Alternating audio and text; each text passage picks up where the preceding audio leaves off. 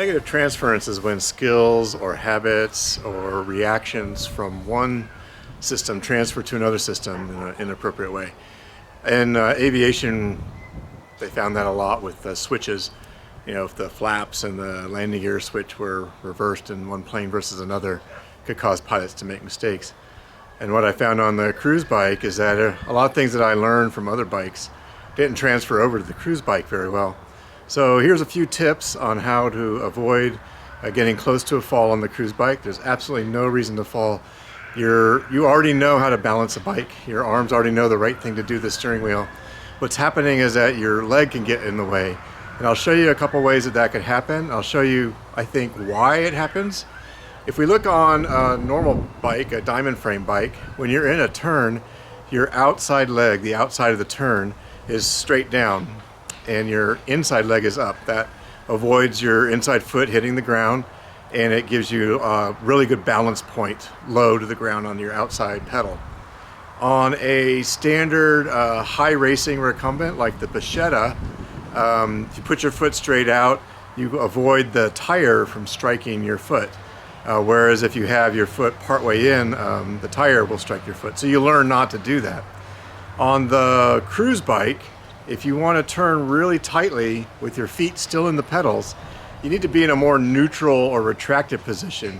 It would almost be better to lead the turn with your foot stretched out.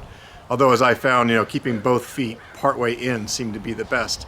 So if your foot is partway in, you can turn so much further than if your foot is extended. And I really appreciate all the comments and advice from you experienced riders on the forum. Really gave me some good things to think about. One suggestion was to pull the boom in a little bit so you had more room.